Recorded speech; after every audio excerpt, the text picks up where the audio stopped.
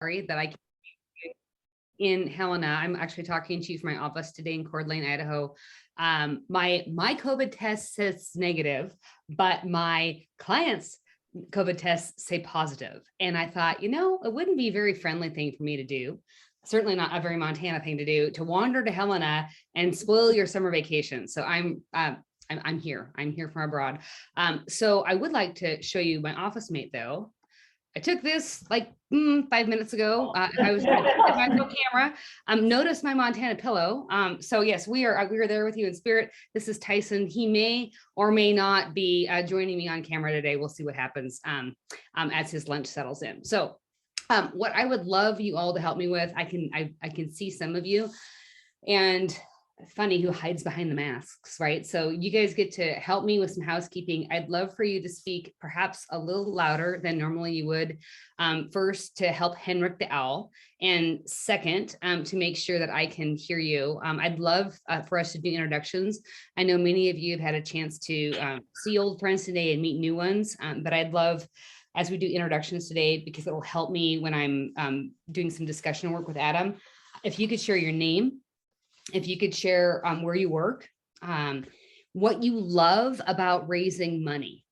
I'm always fascinated as what the last time you thought about what you actually love about the work we do, and what's something that makes you squirm about this part of your job. And don't worry, I'll play too, right? So Kari Anderson, recovering nonprofit executive director, proud Montanan, born and raised in Red Lodge. Yes, I was in the sector for 25 years and now I consult. Let's see here, where do I work? Incite Consulting. So sometimes I'm in Jackson Hole, sometimes I'm in Coeur d'Alene, most time I'm out in the field with you. What I love about this, connecting people with places for them to do their best work, right? And money is just a vehicle for that, right? The power to connect people to make a significant impact in the world is a pretty important piece of the work I think that we do. And the thing that makes me squirm about it, I still have to remember that other people's wallets are not my own, and I should not be making assumptions about that. Right? It is a thing every day, right? That my wallet's mine and their wallet's theirs, and I shouldn't be overthinking what's in their pocket. So let's see here. Who wants to go first? I see this lovely woman. Room and move one way. Does a side want to go first? Yes, go. That's great. Perfect. Love it. Yeah. Hi, I'm Jackie Moeller. I work with Family Outreach here in Helena, Montana. We provide services work through the lifespan for those with disabilities. And we're just stepping into the ask. And we do not traditionally ask for donations. And so we're just like starting to go into fundraising. So this is a great opportunity for me to learn. So almost all of it makes me squirm. So. Awesome. Thank you, Jackie. I'm Brianna Rickman. I'm with Girl Scouts in Montana and Wyoming. And I think for me, what I love most is just being able to see some of our programs come to fruition, things that we've been working really hard on and trying to bring to life. That always gets me really excited, and providing opportunities to girls. Squirm, I hate being said no to. That's really hard for me. So I kind of have that internal struggle of the rejection and kind of dealing with that part of it. Thanks, Graham. I'm Nathan. I work at Urgent Care in Bozeman. We are a reproductive health clinic. What I like about fundraising is kind of the redistributive aspect of it. It's great when people with needs have the opportunity to serve underserved communities like Urgent Care. As far as what makes me squirm, I don't necessarily like appealing to donor egos sometimes. Thank you, Nathan. My name is Janet Qualmeyer. I'm the investment director for the Great Falls Development Authority, which is an economic development organization. And I'm also a board trustee for McLean Cameron Animal Adoption Center. So fundraising is like my life. Both of those are completely different types of fundraising. What I love most about, I'll say my my work fundraising is the relationship building that I do with all of the members throughout the community. It's awesome. And getting them to invest is what we call it, but to give, because they truly want to, not because they are going to directly benefit from it. And I don't know, I don't know if anything really makes me cringe. I mean, I don't like saying, getting said no to. Asking for large dollar amounts can be awkward, but it's not, I don't know. I just kind of, whatever. It's not, nothing makes me cringe or whatever. Excellent. Thank you. Okay, remember, we have a superhero in the midst. Her name is Jenna. Okay, go. Who's next? Let's keep going on the back. So my name is Gabrielle Rowley, and I work for American Jobs for America's Youth Montana, or AJ Montana. And we are a really small organization. So the part that makes me squirm is I feel a lot of pressure because I'm a one-person shop almost. And so just the pressure of doing all of it.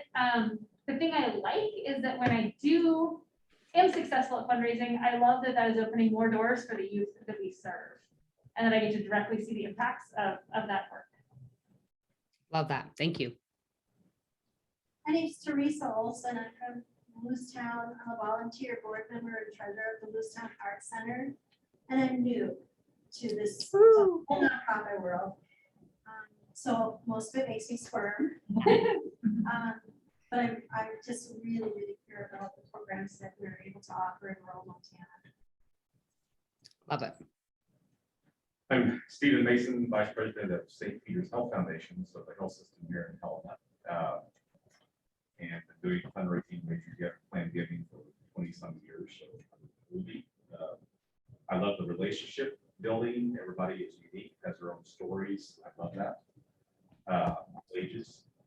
And I love that it's competitive. And maybe I'll make it competitive. But I love the challenge of maybe helping people become philanthropic when they haven't been in the past. Maybe redirecting their donations to areas that they haven't done in the past. And what's great about St. Peter's Health is we're doing work before birth through death through our hospice program. So we touch lives everywhere in between. What makes me squirm? I guess, just setting goals and doing everything every moment of the day that reach those goals. That's a constant daily challenge. But it's fun. Thank you, Stephen. Hi, I'm Kenny, she, her pronouns with the ACLU. My genuine answer has already been given of what I love about fundraising, so I'll give a comedic answer, which is I love having lattes and drinks like legit 5 times a day. My husband, when we first started dating, didn't understand what fundraising was, and he's like, "What are you mechanically doing?" And I'm like, "No, I literally am having fundraising, lattes 5 times a day." And it also makes me squirm. I don't do well on 5 caffeinated lattes. So everyone, decaf coffee in her Christmas basket, right? There we go. Hi everyone, my name is Maddie Brown. I work for Montana Conservation Corps. For those that don't know MCC, we are an organization that helps foster leadership development among teens and young adults through conservation service. We actually work throughout the whole state. I work at Lewiston in our state office. I actually really enjoy working with our board of directors. That's something that's relatively new to me. In this particular role, I've been in development roles in the past. They're just a phenomenal group of stewards for our organization, and really impressed with their involvement and just their commitment to our mission. Grant writing really makes me squirm because there are a lot of equity issues around grant writing and grant making, which I won't get into, but yeah, I think that's it. Thank you. Thank you. Hi, everyone. My name is Jessica.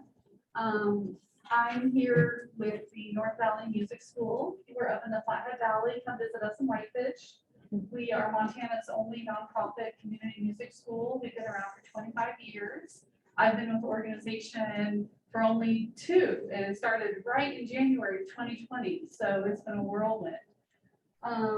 I love fundraising because it creates opportunities. And when I started the organization, that's what I chose my title to be, is I didn't see myself raising money. I saw myself raising opportunity. So I'm the director of opportunity and I do all their marketing, grant writing and fundraisers. Because like all you all said, the money is just a vehicle to make your donors' passions come to life and your mission come to life. One thing that makes me squirm is we're small. We only have a 3-person staff and we have a large legacy to maintain.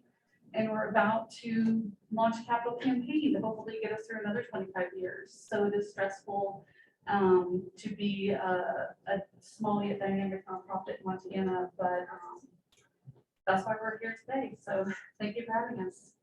Thanks for being here, and go Whitefish Bulldogs. I went to high school there. Sorry, I have a little bias. Yes, ma'am. Hi, everyone. I'm Ann. I'm also a Whitefish Bulldogs alumni, so go Bulldogs. I work for CrossFit Mountain Sports Center in Bozeman. We're a nonprofit ski area connecting people to nature, and I just started in April. I think the thing I love most, many of you have said it, but it's the relationship building, finding out what excites people, what motivates them to give. Things that make me squirm are, I think it would be probably trying to grow gifts from donors who have given at the same level for many, many years, facilitating that conversation to set them up to grow their gifts and give it a higher level. So. Thank you, Anne. Hi, everyone. I'm Sinclair, also CrossFit Mountain Sports Center. Like many of you said, the thing I enjoy most is making the connections, just meeting new people. And then just, I love that in fundraising, those connections just grow and kind of seeing that web and network grow and build and all of the cross connections. I really enjoy just being around people. The thing that makes me squirm, I'm new to the fundraising side of things, so just making the actual ask, which I'm surprised I heard anyone say. But yeah, just the physical ask. Yeah. Thank you, Sinclair. I'm Melanie Cunningham, and I'm on the board for Partners Hope Foundation, which is a group in Missoula that is in the capital campaign right now for building an end-of-life center and a hospice residence. I have not done any fundraising yet. I've never been on a board before, so all of this is brand new, which is why I'm here. The thing that I love the mission. So for me,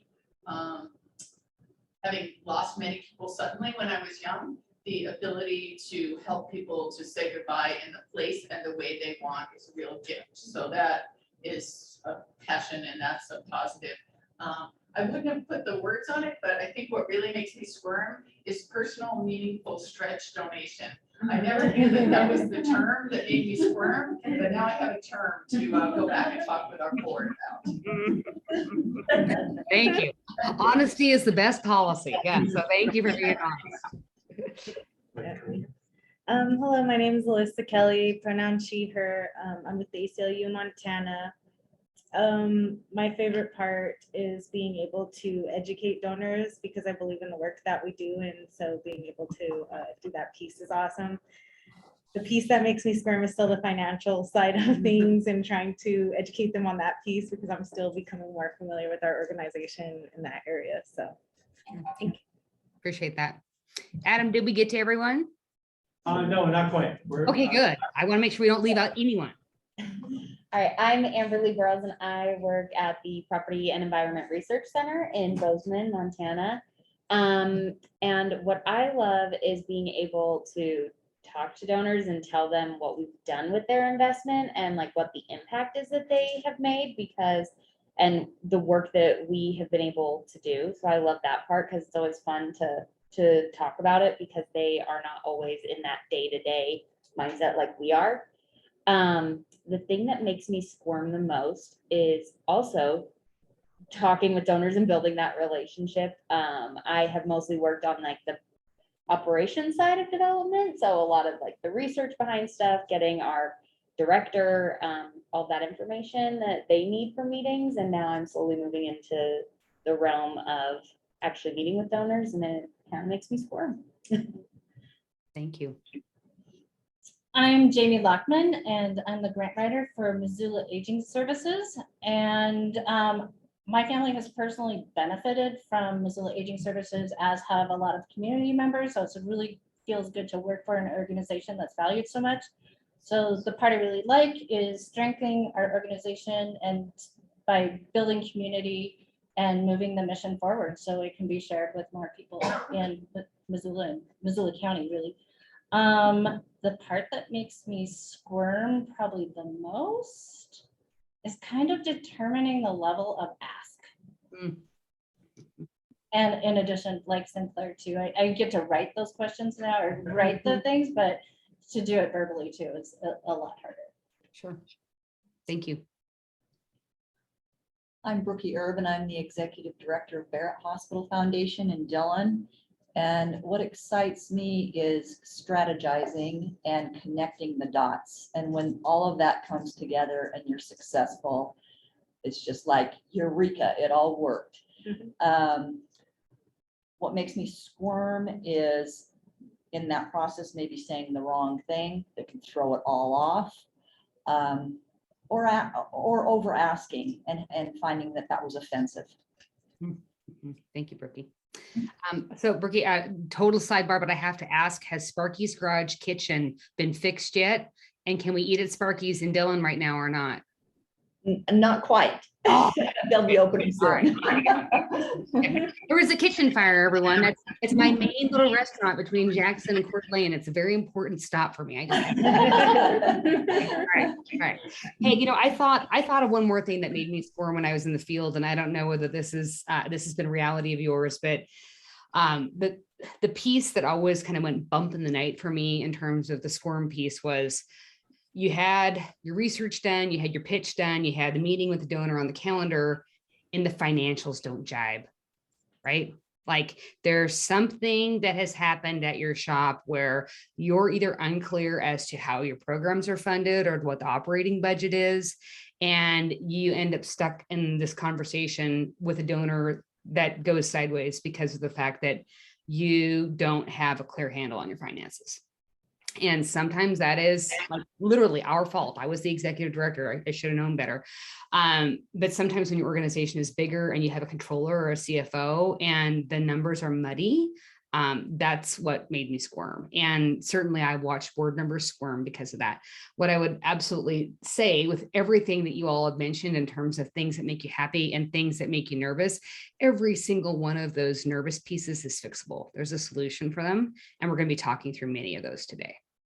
So, all right. So Adam, I'm going to be really good about reminding you when I need you to write something. I'll say, hey, Adam, can you go over to the whiteboard? You're good right now, but I want to make sure I give you a clue. And yes, Tyson has not moved. Just for those folks that came in late, this is my cat. He is sitting across from me by his Montana pillow. And my assistant is still asleep at the wheel. So we're going to talk about just some basic premise that still is definitely alive and well in our nation. And it's the whole issue of the fact that we don't talk well about money as a society, right? Like that is still, and I say this carefully because certainly some families and some households are doing a better job of this, but I want you to think back right now to how you were raised. Right? It's like what your household conversations look like. And again, like I spilled beans, born and raised in Red Lodge, Montana. All of my grandparents immigrated from Norway between 1900 and 1911. Do not count as to how old I am. And they were very stoic, private Norwegians. Like that ended up homesteading in Western North Dakota. Money was not talked about in households that I grew up in. So there are still some generalities in terms of we don't talk about money. It's still a taboo subject in terms of, oh, that's gauche. Oh, we can't talk about that. That's an offensive or inappropriate conversation. So from an early age, some of us, maybe not all of us in the room, but I want you to think, what was your reality when you were growing up? Was money talked about in your household? Were you taught implicitly or explicitly that asking about money and salary and the ability to earn, was that an okay topic or was it not?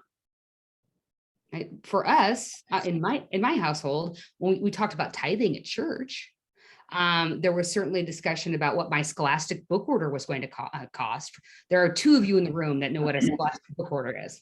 Because I am old. We knew what our sports fees were. I certainly knew what the cost of ski wax was because I was a ski racer, when I was little. But we don't talk about this. And it has just been in the last 20 years or so, at least in the organizations I've worked with, where we've actually openly started to talk about salaries. And finally, hallelujah, there's now a requirement on the nonprofit listserv that comes out of Seattle, Washington. You can't post a job unless you're posting the salary. Amen, right? But this is what the reality is for a lot of our donors that we're currently working with. Money wasn't talked about. Right. And so based on how you were raised, that's some of the bias that ends up being there. So this is an interesting article that came out of The Atlantic in 2020.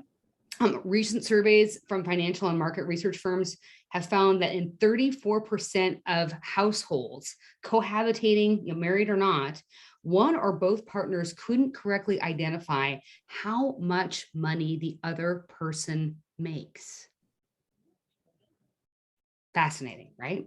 That only 17% of parents with an income over $100,000 had told or planned to tell their children how much they earn or their net worth. That's wild, right? I mean, we don't have a lot of transparency wandering around households. And that people are more comfortable talking with friends about marital discord, mental health, addiction, race, sex, and politics than money. Isn't that interesting? Right? So if that's as recent as 2 years ago, it's no wonder that we still struggle a little bit trying to frame conversations with donors about investing or gifting to your organization, if this is still the state of affairs in households. And I'm going to go so far to say, I'm going to bet that study was pretty white as well, right?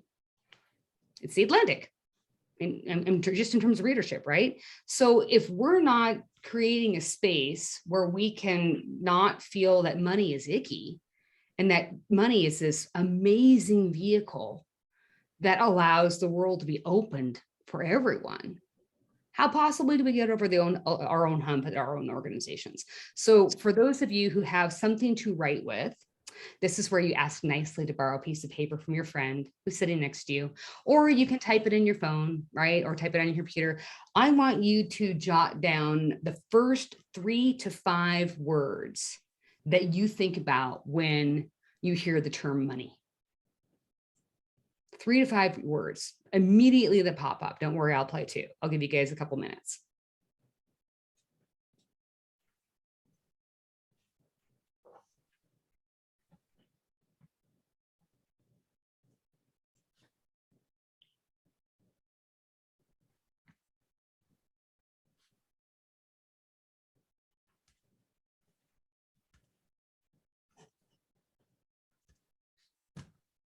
And I'm watching my friend Henrik the Owl. So if I see heads pop up, I know that I can call on folks. It's kind of like at school in 3rd grade.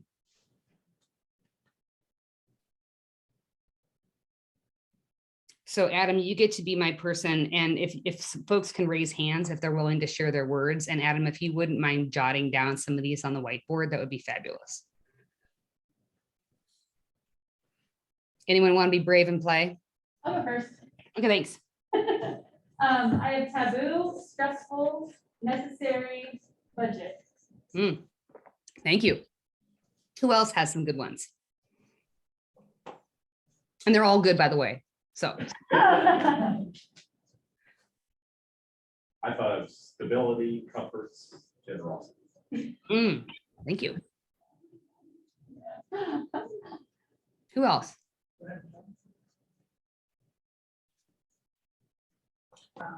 I thought of inequity, scarcity, and privilege. Who else? I thought of philanthropy, land, and cattle. Aha. Love it. Yeah. Because not all money is cash, right? Okay, I'll play. Hey, Adam, you ready? Access, success, and I'm trying to figure out my yogurt hasn't kicked in yet, so I'm trying to figure out the right way to say this. Carefree. Mine are similar to yours. I had freedom, power, and success. Thank you. Anyone else? Okay. We'll let that sit and marinate. All right. So I had mentioned, right, that childhood influences kind of how you work right now, right? And last time I checked, those in your office and those that you interface with that are donors also were children at some point in time, right? We just didn't come fully baked out of the womb, right? We were all kids and had experiences with regard to money. So your own childhood relationships and understanding of money still influences how you see money today. I was thinking about this as I was kind of putting the deck together over my way too many years of fundraising as an executive director. I certainly have had donors tell me that they feel bad sometimes about the amount of money they have. And that conversation has come from those who have a very small net worth and felt guilt that they couldn't contribute more, right? They so wanted to, and they just were splitting a penny 5 ways.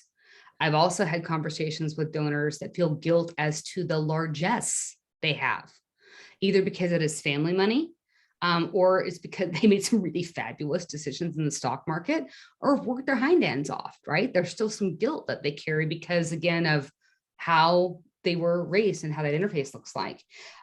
So what they do to us to help offset that guilt sometimes is by benefiting you, right, in a really dear way. I think of one of the janitors that worked at the university that I went to, and she was an orphan, and she didn't never marry, and she saved her money, but she gave because of guilt from her past. And there's a whole story I could tell you from another day there. So I've also had donors tell me with very limited resources that they can't imagine asking others for money because they remembered viscerally what it was like to have to make a decision about paying rent versus buying food. And that is still stifling them, right, in their professional career. So I share all of this not to be a downer, right, with regard to money, but so much of the stumbling blocks that we end up having ourselves in terms of being in the business of managing philanthropy, right? So much of it is baggage that we just carry with us. And my hope is today that you all can address, and you've already verbalized so much of it. If you can figure out what your own barrier is, know that there are other barriers for other people, and it's going to be so much easier to talk about money, right? So much easier knowing that there's just baggage. And if we figure out what the suitcase is, right, we can unpack it. So I want to talk about the words, right, that you just jotted down. I want you to think about the 3 to 5 words that you shared or didn't share, right? Or you shared a piece of paper. How are those currently influencing your thoughts and perceptions of raising money at your organization? And you don't have to answer that, right? But that's one of your homework questions is if you cared enough to put the word down, I want you to care enough about thinking, and this might be a table talk conversation you guys have in a little bit, is one of those words or are those words directly or indirectly influencing how you're spending your time raising money for your organization? And that's the closest we're going to get to therapy today, right?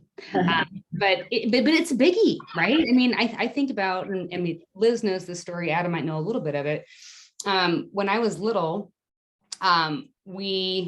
the perception of our family was that we were a very affluent family. And turns out that really wasn't the case. It was a lovely smoke and mirrors thing going on with my parents. But we went from having a lot of money to having not very much money when I was in high school. And I can still remember conversations with my mom when I was a sophomore, junior in high school, when I was asking, can I do this? And her stock response was, we'll see. And literally that's all she could manage to utter out, because now I know in the back of her head, she was trying to figure out, well, how she was going to pay all the bills every month.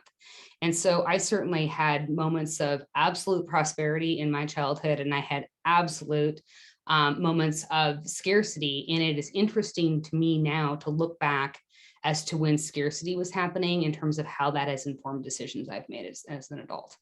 And I share that because certainly I can now look back on patterns that I had in fundraising and go, oh my heavens, now I know where that came from. And they can all be fixed. So I think one of my lovely staff members who's there with the ACLU, and I think I'm going to butcher your name. I was writing it down. Is it Kylene? Is that right?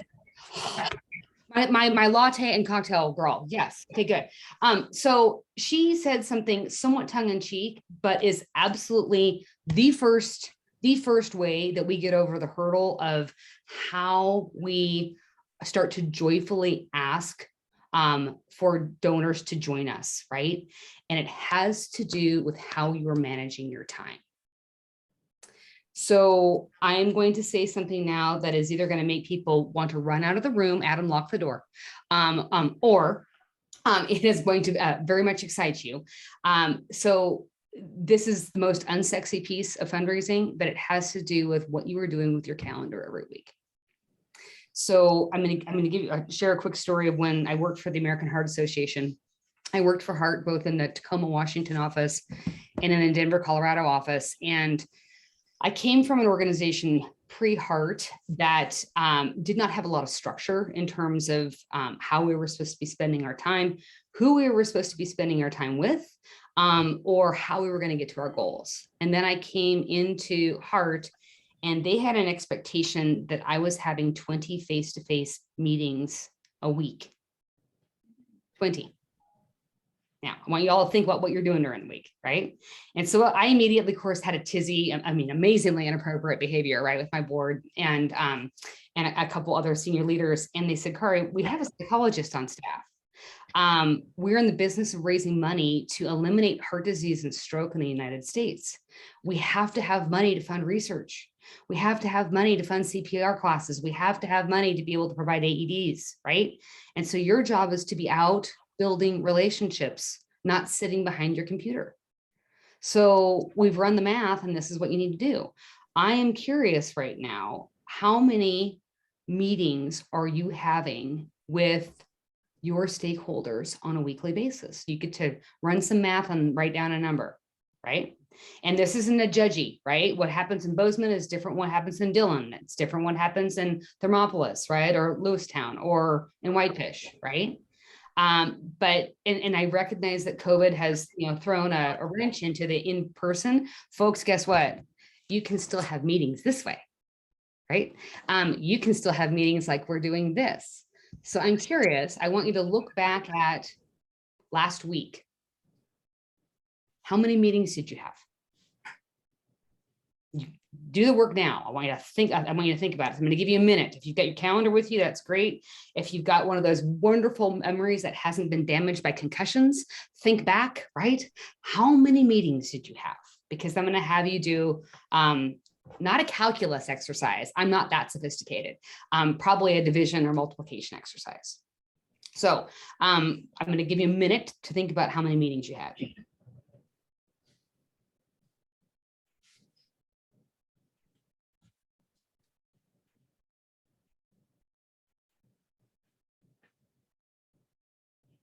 Okay, now here is the next piece of the homework.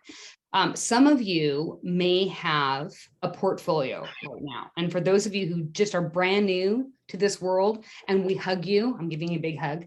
I know I couldn't give you a hug if I was there because that's not allowed, right, in the COVID world. But a portfolio is a fancy term for these donors are your responsibility, right? Or these prospective donors are your responsibility. For many of us, we should have a number, right? Your number might be 50. Your number might be 100. Sometimes when you're working in a hospital foundation or a university, you might have 175 or 200 people that you're responsible for. this is no judgment zone. If you don't have a portfolio, that's a homework piece I'm giving you. The only way you're going to move fundraising forward in your shop is by knowing whom you're responsible for taking care of, right? But once you have that number, you get to multiply it by 3. So Kylene, can I ask you to play a game with me right now? Yes. Okay, good. So I'm gonna guess you have a portfolio. Am I right? Yes. Yes, I knew it. Yes. Okay. And we didn't even talk about this ahead of time. This is perfect. Okay, good. So Kylene, how many folks are in your portfolio? Well, I manage our executive director's portfolio, which is 25 people, and then Great. my portfolio is like 30-ish people. Okay, great.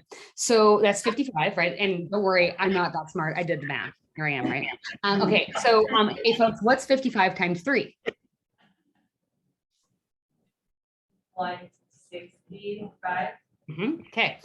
So my expectation, right, and the way that I was trained is you're going to be having at least 3 visits with each donor a year, right? So that's 165 visits that Kylene needs to have, right, between her ED's portfolio and hers. And if we're looking at 48 weeks, right, and that's just assuming that we're going to give you guys 4 weeks off a year between PTO and holidays. All right, Kylene, here's the test. How many meetings do you need to have a week if you've got 165 meetings you got to have during the year? I don't have my calculator out. Oh, who wants to go over a lifeline? Who wants to go over a lifeline? 4, 3 or 4, yeah. 3 or 4 a week. There we go. Yep. That's So, what I thought, then. That's great. right. So folks, remember she gave you the 5 latte a day example? She's slaying it, right? Like she's already, she can go on vacation. She hit her 5 in 1 day, right? Now she can go have bonbons. Kind of not, right?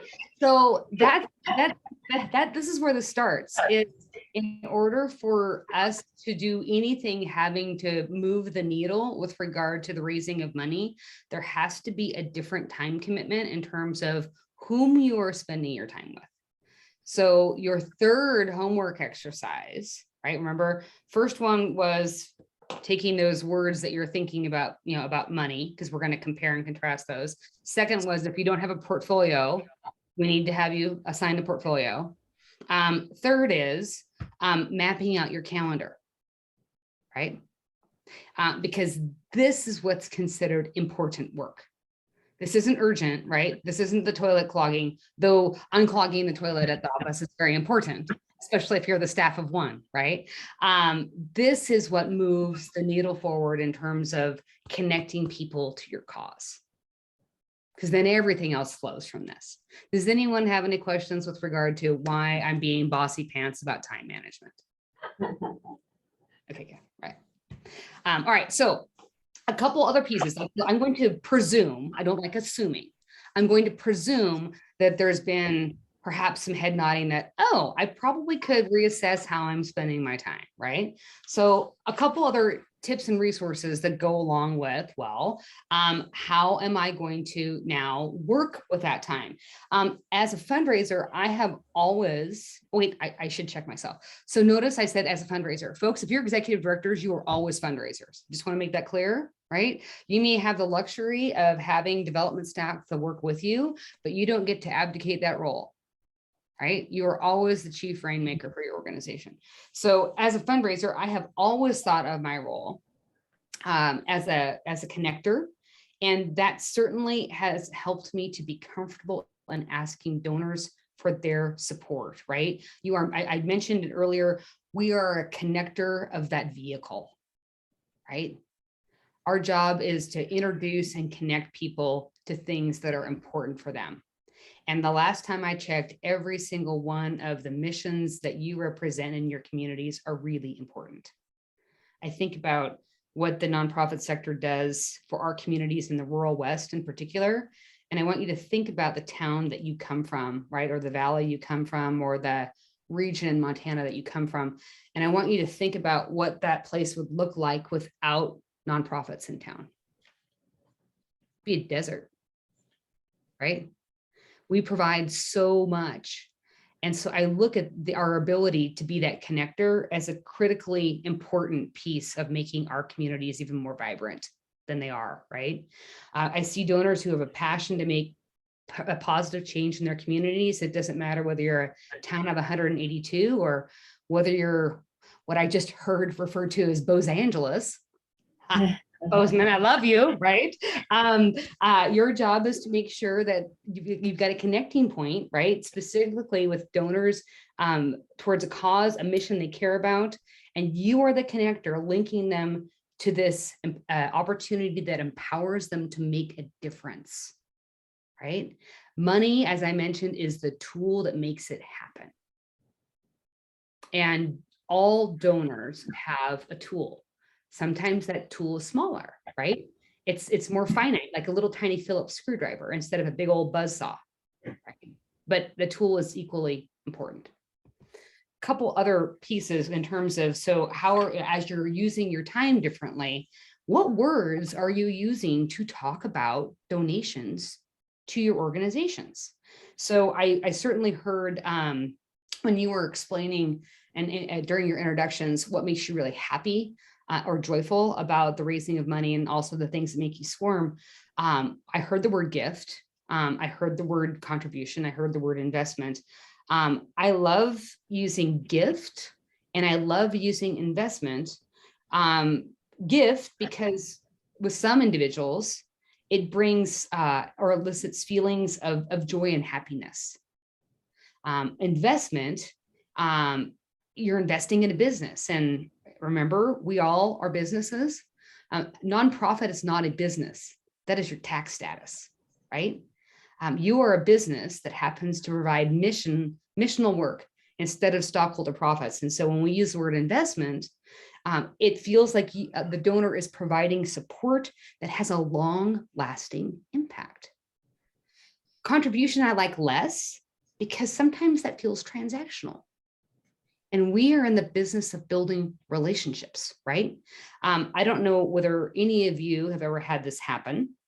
You might have been the cause of it. You might have been the recipient, where there's not been a relationship that has been cultivated.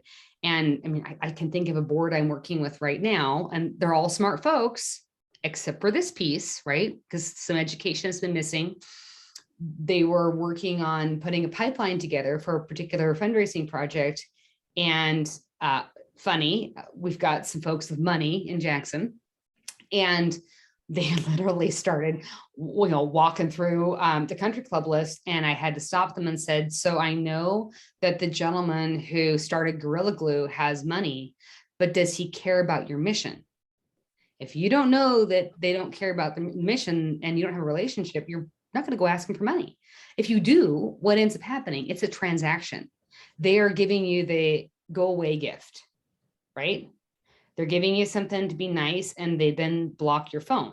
They never want you to be around again. So be mindful what words, and I would encourage you, here's homework piece number 4. Really start to watch your donors and see how they react when you are using the word gift or investment.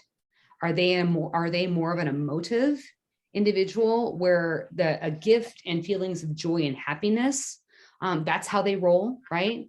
Or they really are looking at this as a business investment in your future.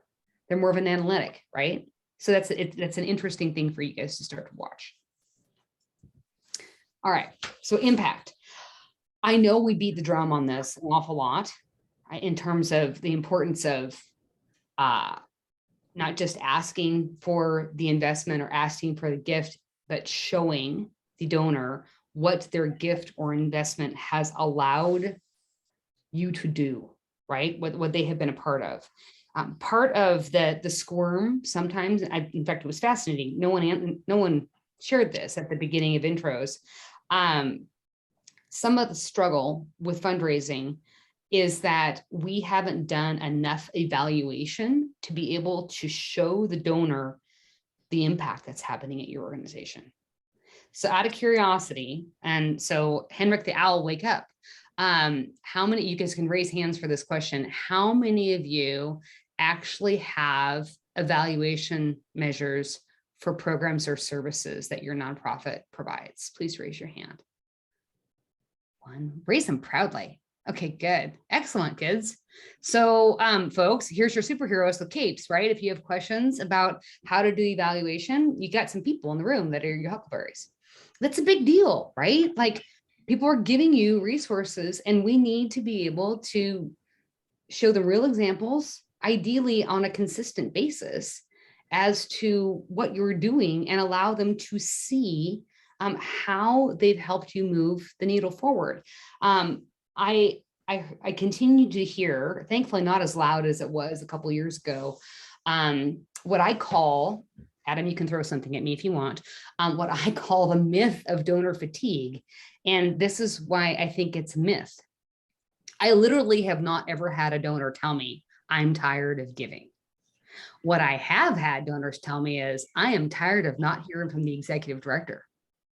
I am tired of not receiving information as to how my gift and others have allowed you to change the narrative at your organization. And this is your time, folks. If you've had someone tell you they're tired of giving, let me know. I need this for my little case study book, right? Because I sincerely believe that there's not such a thing as donor fatigue.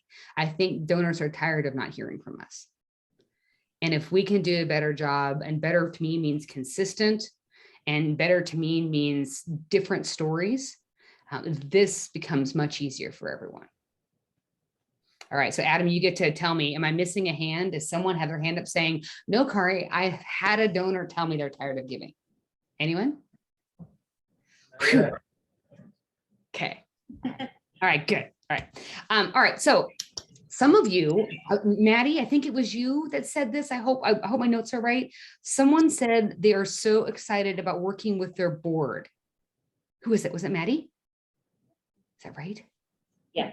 Yes, I'm 2 for 2. Okay, my yogurt's working. Excellent. Okay, good. So one of the things that I think about in terms of how making the ask becomes so much easier is us making this more comfortable for the board. So by proud showing of hands, because then I can see with Hendrik Dowell, how many of you actually have discussed what the development cycle means to your board? Please raise your hand. Am I seeing any hands? Okay. Would you all like to know what the development cycle is? Yeah. Yes. Okay, good. Okay. Good news. I'm going to talk about it. Okay. And I would tell you, I shared this story with Liz a couple years ago. I owe apologies to at least 3 boards that I staffed when I was in the field, because I did not do this for them. So in the not so olden days for me, when I was an executive director, I would talk to the board about the importance of them fundraising, and then privately gnash my teeth and potentially pull out some of my hair as to why they weren't engaging in asks, right? Turns out the ask is only 10% of the development cycle. There's actually 90% of the circle that is comprised with 2 other very critical pieces: the ability to connect their network with your organization, and the ability to steward donors. So here's homework piece number 4 for you. There is a Canadian researcher. Her name is Penelope Burke, B-U-R-K. Her field of study is the intersect between donors and philanthropy. And she did a study in 2020 that was tracking the kind of the donor experience and how the interplay of communication and the board worked. And her study was absolutely fascinating. And here's the highlight of it for me. 95% of donors want to get a thank you from a board member, not you, paid staff. Why do you think that's important? Anyone?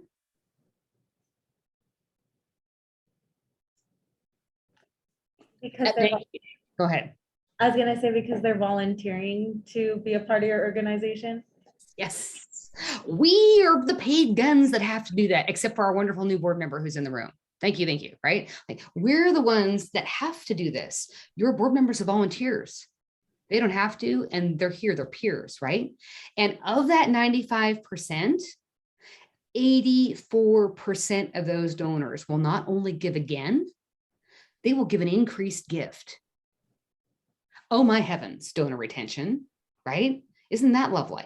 So the reason that the culture of fundraising is so important, starting at a board level, is I mentioned that the need for my apology for my board at Lutheran Social Services, my board at Muscular Dystrophy, and 2 boards that I had at American Heart Association. We never got into the nitty gritty about where are board members comfortable in the development cycle. Are they a connector? Are they a solicitor? Or are they a steward? And if they actually get to pick the place they're comfortable in, guess who's going to fundraise for you? The board, right? Every single one of these 3 pieces are critically important. So those of you who actually like asking for money, there are many of us in the room, right? We're going to be that much more successful if you've got board members plugged in as connectors and board members plugged in as stewards. So here's homework piece number 5. You didn't know you were coming for homework, right? Sorry. Have the conversation at your board, at a board meeting, or have your development committee have the conversation. Board members need to be able to understand the development cycle, and they should be self-selecting where they're going to play. Because if they are going to, if they self-select, then all of a sudden, here you go, right? This becomes so much easier to actually make the ask, because all of these relationships are being taken care of before the ask happens and after the ask happens. Does that make sense to folks? Okay, all right. How many of you, out of curiosity, I want you to think, quickly jot down your board member names. And I want you, we're going to take 2 minutes to do this, because I'll be curious what you think versus what you know when you go back to your offices. I want you to jot down your board members' names, and I want you to do a gut check. Whom do you think is a connector? Whom do you think is a solicitor? Whom do you think is a steward? I'm going to give you 2 minutes to do this, because I'll be very curious what happens when you actually ask them where they play.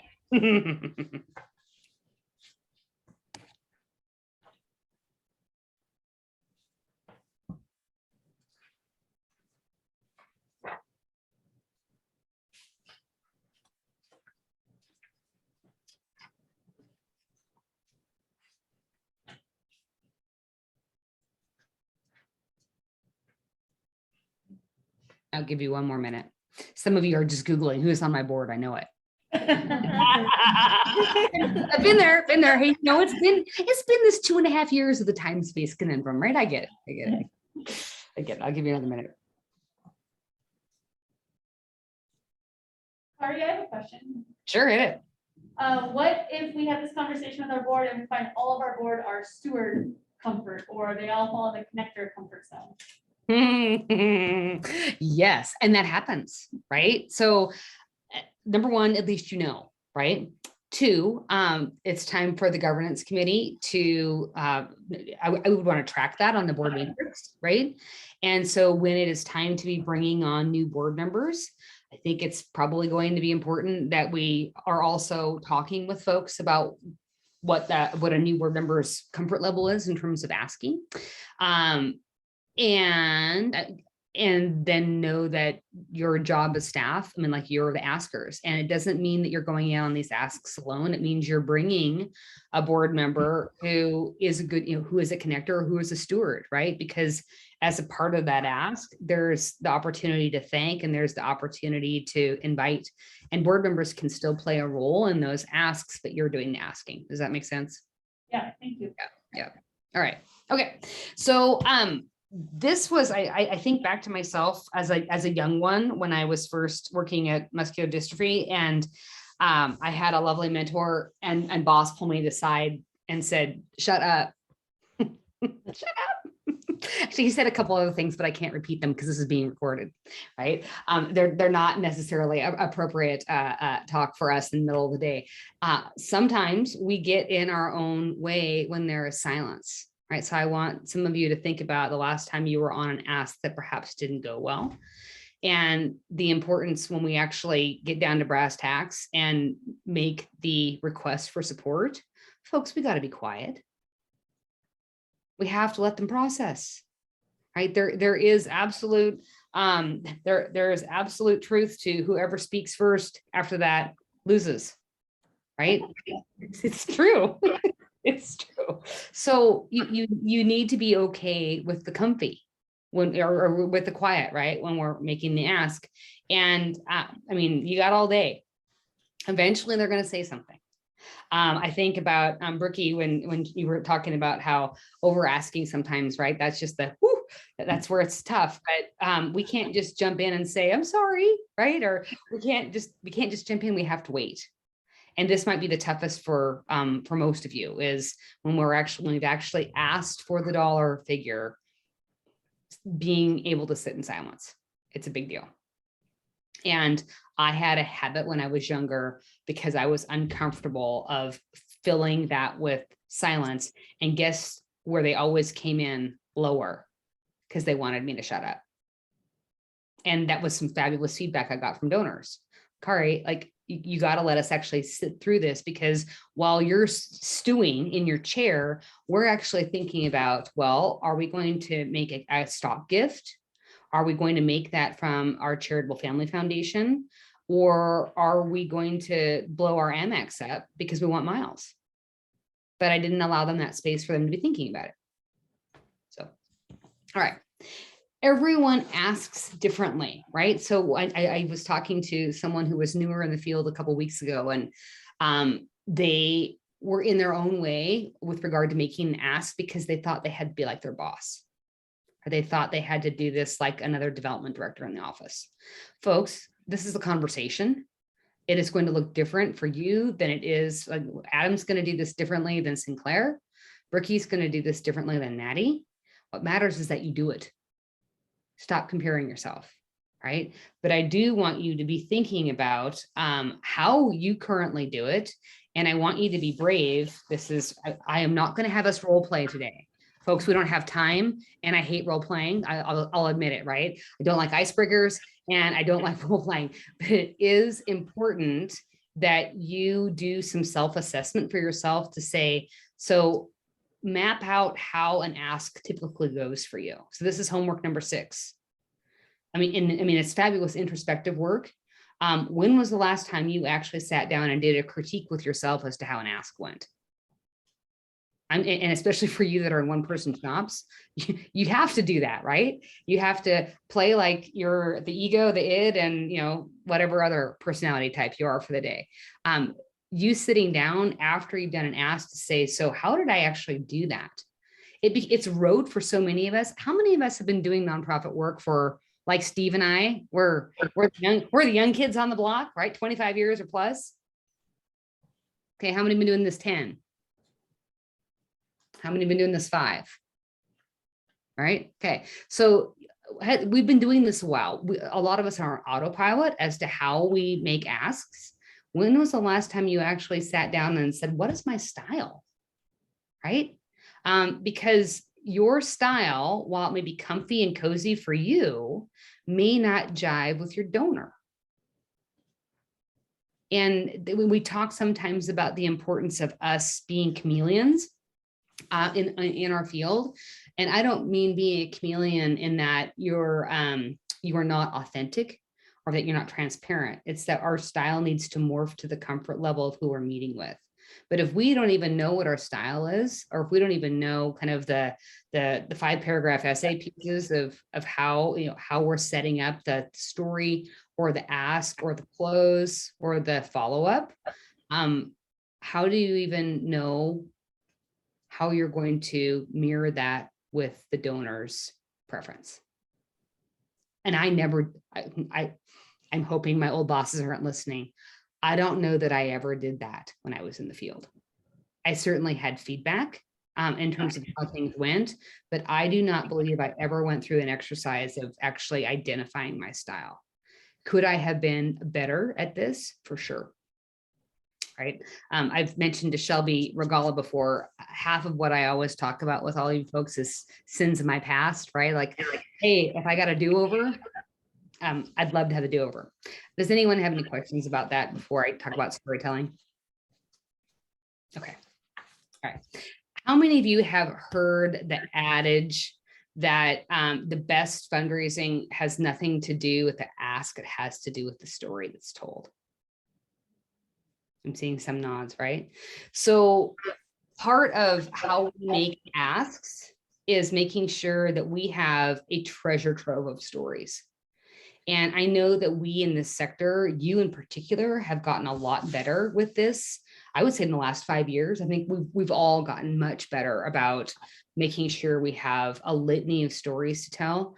I have a list of types of stories that, you know, organizations should have. And I'll just tell you quickly, everyone should know the origin story for your organization. That's a treasure hunt for you. How your group was actually started. You should have your personal why as to why you chose to work at this nonprofit versus the thousands of others that you could have in Montana. Everyone should have a hero story from your organization, whether that's an adoption story per an animal or a hospice story, or I think of Steve at the hospital system in Helena. I mean, I have a personal healthcare story of an orthopedic surgeon at St. Luke's in Spokane, Washington, that wrote off a $30,000 surgery bill for me when I was 16 years old. Right? Like, I love the hero stories. How your organization helps to overcome adversity, how your organization helps to solve a problem. So that's the start. I've got I've made a little note. I've got a link to additional stories that you all can consider. But one of my favorite pieces when you sit with the donors is story listening. What's their story? One of my favorite questions to ask donors, because I'll bet you dollars to donuts if I was going to go back and track when a donor actually gave, it came from this scenario. In a conversation with them, I had either asked the question, what originally inspired them to give to our organization, or what continues to compel them to invest. And the stories they will tell you when you give them the space, instead of talking over you or over them, they will make you weep. There's amazing stories that those who have chosen to contribute to our organizations will tell you if you are giving them the time on your calendar. And then what's so awesome about that is you have more stories to tell with their permission, right? It's not just you having to make up stuff as you go. You've got hundreds and thousands of other relevant stories as to why your place matters. And you're all going to have to drink decaf because you're all going to be having 5 cups a day, right? There's so many people for you all to go and talk to, so many people and listen to. Okay, so quickly, as we're getting ready to think about transitioning to what's next for you guys, I would love you to have, let's see, Adam, how many tables do we have right there? 4. 4, excellent. Okay, so I would love you in the next 5 minutes or so. This is the question for your tables. How can you get out of your own way to make the ask? I'll repeat it. How can you get out of your own way to make the ask? So you've got about 5 minutes or so to loquaciously discuss. And then I will bring you all back and brave folks can share some answers. So discuss, please. So I'm getting worked up for that kind of thing. I love how specific that is, like for thinking, but for answering, it's a little more difficult. I think a big part for me is going to be figuring out like that portfolio part of it, and I think that that's where I get my way, where I can be more proactive. They haven't given me a portfolio of people yet, but being able to say, hey, these are the people that I've already talked with, because that being like the big starting point is if I don't have a portfolio, I don't have anything to ask. So that's my thought. Oh, if you guys want to go ahead, I'm still thinking about. I've got two things I can think about. One is we have a lot of support systems in place, like we get a grant as a letter generator and everything else. And so it's really easy to rely on that system. But I can see also that, you know, do the follow through, start the generate the thank you note in addition to the auto generated one, or even if they're getting one from the ED or anything, another thank you note is not gonna hurt. So it's just that follow through. And what was the other one? Oh, and you know, still it's one of those, because I said, you know, it's kind of hard to find the level of ask, but I think attached to that is the no, and so just getting past. I'll let you go next. Yeah, I think what I realized is I have to get more familiar with our board. I don't think I ever viewed our board as like a resource in that way. And so, yeah, just getting familiar and then figuring out how we can programmatically incorporate that piece to it, because like I do cold calls if I don't have any like specific, you know, donor engagement for the week plan, or, you know, on the times that I have free, but that's just not engaging, and I'm seeing why. It's like, they want to hear from people who aren't getting paid to call them, so that's something I want to incorporate. Yeah, I guess for me, it's gonna be following conversations, because I send a nice letter. But I don't go back to people later and tell them what you did with that money. I mean, I send out an annual report thinking, tells them what we purchased throughout the year and what programs we supported, but there's nothing like a face-to-face meeting, just sitting down and need to do more of that. I do really think the calculation is very interesting on like how many people you should be trying to meet with, or how many times you should be meeting with people throughout the year. I have never heard that before, and I think it's, at least for me, that's helpful to give at least a number to it, to like work towards something that's a little bit more tangible than just like, oh, go meet with donors. It's like, oh, okay, I'm trying to get like 3 meetings a week or something on my calendar. It's something that makes it more tangible. Yeah. And I think too, when you're a small foundation and you're just in that office by yourself, it's hard to make yourself accountable, because you can really just do whatever you want. As long as you're bringing some money in, you know, you can just kind of organize your day however you want. Yeah, putting something on the calendar is going to make it feel a little more accountable. Hey, Brookie, can you hear me? Yeah. Hey, folks, this is your 30-second warning. Just wanted to let you know.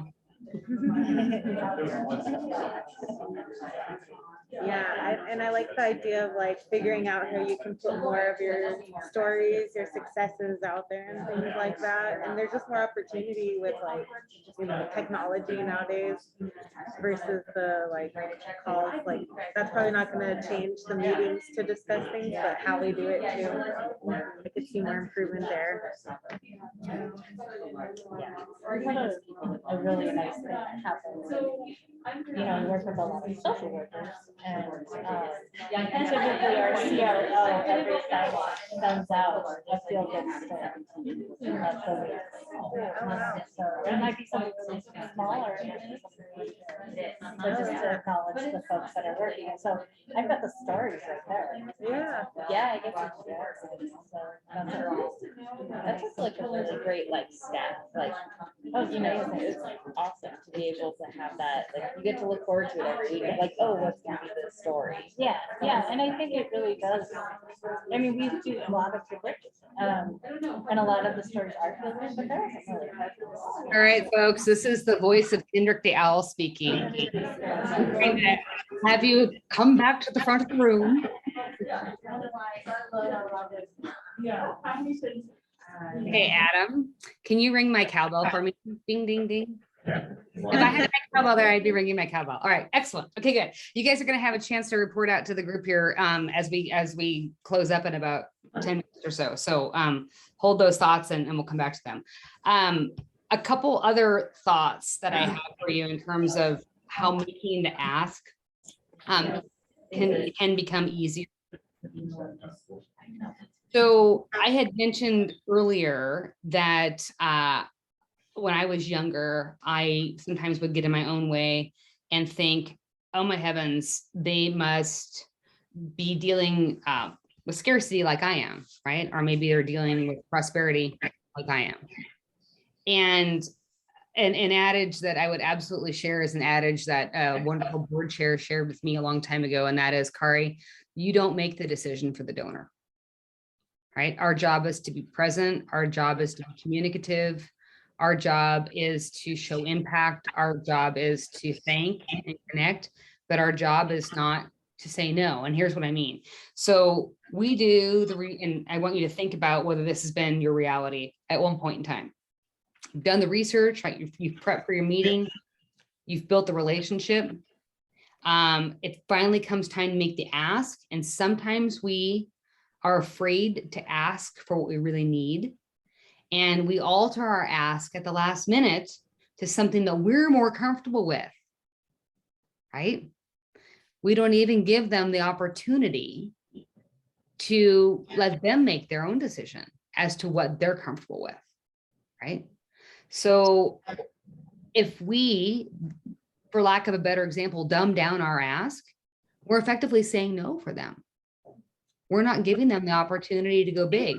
There is an adage when I worked for the Heart Association, they sent us to some really expensive negotiation training. And part of that training was you have to ask for the big number. The donor will come in with a lower number if they want to negotiate. But if you really need $10,000 and you're asking for 5, guess what they might show up with? 1. Right? So you always have to ask high. They will come in lower. Don't say no for them. Right? Now, that doesn't mean, I think back to Bricky's comment about, ooh, man, did we over ask? We should be doing our research ahead of time as to what they could possibly give, what they have given to other organizations. But folks, be bold and be brave. Let them say no themselves. Right? Can I ask a question? Yeah. What's the best way to do that research? I find it hard. Sure. So this is when I wish I had all of your board members here right now, so I could say, board members, you need to do something for your executive directors. Folks, it is high time that all of you actually have wealth screenings as a part of your donor databases, right? There are wealth screening software systems. And I know that, again, this gets back to the money is taboo. That's gauche. How tacky. No, it's not. It's called doing your job, right? So those lovely donor database searches, like one of them is called Wealth Engine. They are able to pull from public records. Remember, folks, when someone gives to you, that's a public piece. They're going to know eventually, right, that they've given, especially if there's been a gift of over $5,000. That shows up in your 990. That's a public document, right? So Wealth Engine just makes it really easy to be able to pull, what do they have in real estate? What do they have in ranches? Berkey, I don't think it pulls cattle, right? But it does, it might not pull, your water rates on the water, right? But it's going to pull something. It's really helpful to be able to see what the possibilities are, because then you can pinpoint with much greater ability what a range would be. And we talk in this business about the need to spend money to make money. I'm going to sincerely hope that we have all, in all of your offices, we are no longer working on spreadsheets and sticky notes as our donor database, right? We have moved into you actually having a platform, whether it's Neon or Bloomerang or Donor Perfect or one of the 117 that are out there. It's now time for next year's budget cycle, right? We need to have a wealth screening tool. So hope that helps. And if you guys need me to go lobby your board, let me know. I'll happily do it for you. So, so that's piece number one, right? Is that we cannot say no for them. We need to be bold and be brave, and we need to ask, and we need to let them say no. And what I would absolutely share with you, and this came from a work study job that I had in 1980 something. Again, don't calculate my age. One of my bosses in the development department at Pacific Lutheran University said, Kari, no doesn't mean no. No means later or maybe. And that is absolutely true. Because usually if a donor says no, the timing is not right for them, or they still need some additional education or information on what you've asked in order for them to make a decision. It is absolutely true. So that's piece one. Piece two, right? I mentioned my wonderful janitor at my university who had been an orphan and had worked at the school for 42 years, and no one had ever thought to ask her to contribute to the university other than through the employee giving campaign every year. And 2 years ago, she made a gift of $26 million to the university. $26 million. She saved and she scrimped and she set stuff aside. Folks, you never know. You never know who's out there. And I heard some of you via Henrik the Owl that were close to me during your breakout session talking about, oh my heavens, maybe I should rethink about how many meetings are on my calendar, right? That your time in the field and being consistent and having conversations with people, you never know who is that janitor. And if you are treating people well, and if you are building relationships and jacking up your blood sugar with lattes and all other things, right? You never know who is going to be that person for your organization. It might be after you leave. It might be after they pass, right? But there are unexpected donors out there. It could be one of your volunteers that you've never thought about asking for money. Volunteers are the most likely individuals to donate to you because they care enough to give up their time, right? The third piece, right? And this is where we're going to leave today when you all are, you're going to be sharing some things now with your peers. There has to be, you know, we've talked a lot, and well, I heard chatter about major gifts, and I heard chatter about grants, and I heard chatter, Steve, right, with planned giving. So folks, everyone started being a small donor to your organizations, and the importance of making sure that you are creating a space for everyone to be philanthropic at your shop. And philanthropy means, I mean, I think about my second client that I worked with at a food scarcity organization in Ellensburg, Washington, and they just redid their bylaws so that 2 of the food pantry clients could be on their board. And no one on their board had ever contributed philanthropically to this organization. And the 2 first board members that gave were clients, and one of them gave $5 and one of them gave $10 because those were meaningful gifts to them, right? You never know the capacity for folks if you don't open the door for them to be involved philanthropically with you. Everyone's gift matters, right? And if we can celebrate that, this isn't a buy-in organization. This isn't a minimum gift organization. This isn't a space where you have to have a certain net worth in order to be an important donor. Everyone is part of philanthropy. And that's an easy thing for you to create at your shop. So I want to make sure we leave some time for questions, but before we do that, I'd like to just do a quick lightning round. I want you to think of one thing that you've heard today. I'm hoping that you've heard one thing. If not, someone take me out back, right? One thing that resonated with you that you can take back and implement at your shop. Adam, I'm going to let you kind of control who's talking.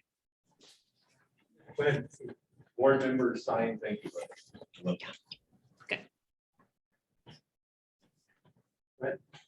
Board members being connectors and don't always have to be the askers.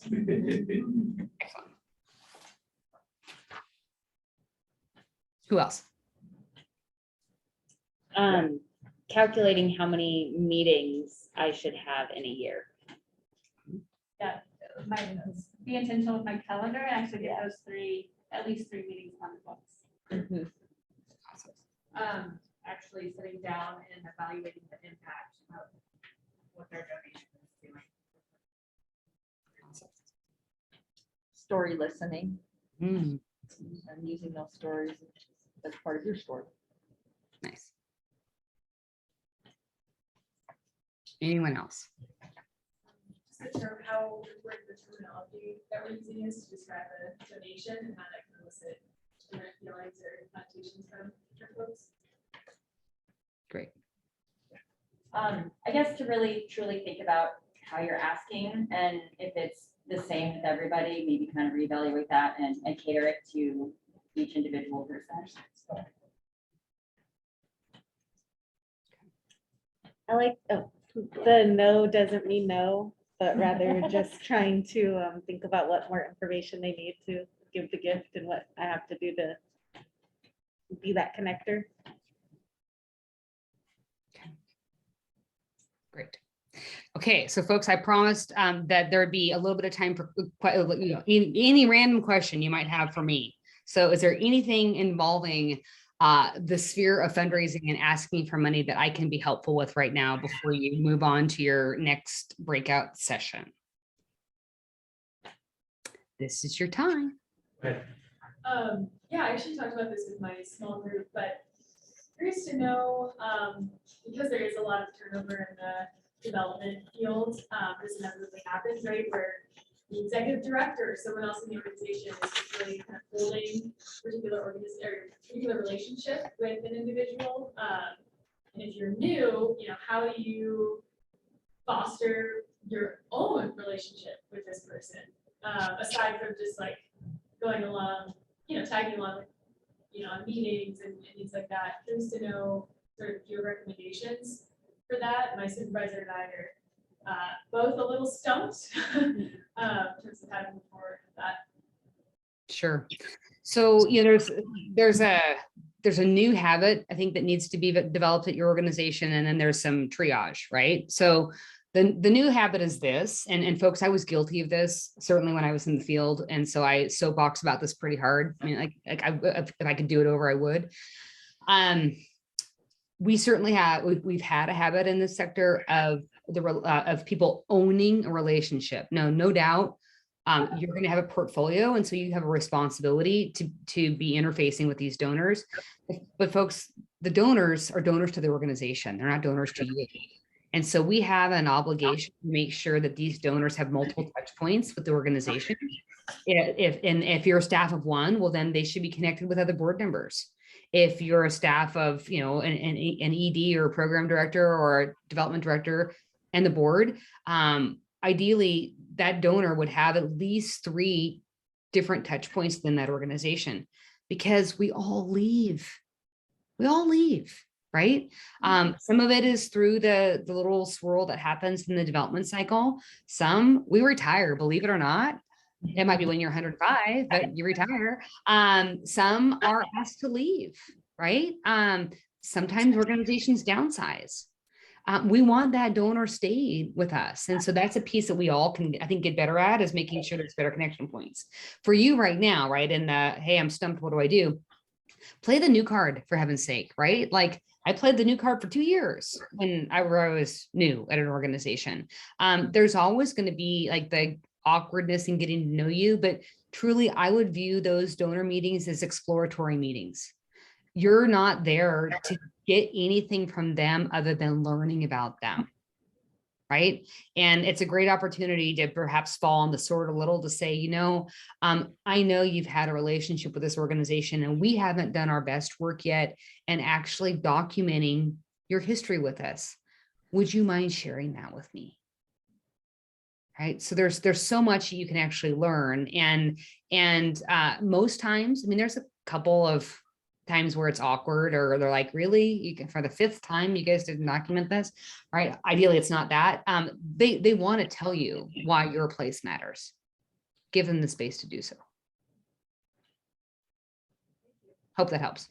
Yeah, that's great. Thank you. Okay, sure. Anyone else? Okay, I want to be respectful of time. You have 5 minutes. Okay. All right. So because I was bad and I did not send Shelby my deck ahead of time, I have 2 promises for you folks. One, the deck is coming. I will be sending it to Shelby Regala. If you are wishing for the deck, you can email Shelby or you can email me. The other thing that I'm always remiss if I do not share this, and I'd be sharing it in person if I was there. There's going to be something that comes from either my session today or something from the conference that resonates with you. And if you ever need space to be able to spitball an idea or talk offline about, I don't know how to do this with my board, or I have to have this weird conversation with my executive director.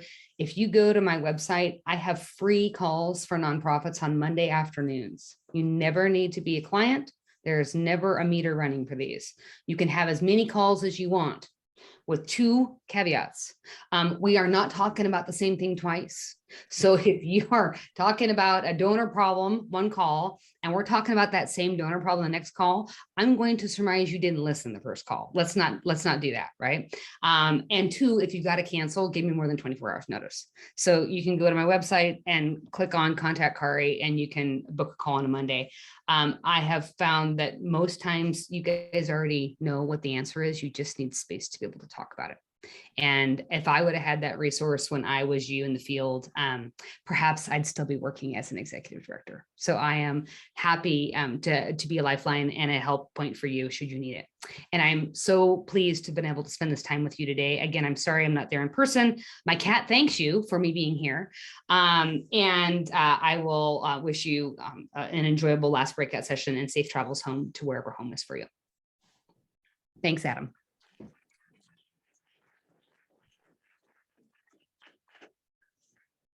And we will get this recording sent out to you all as well. So the deck and the action session.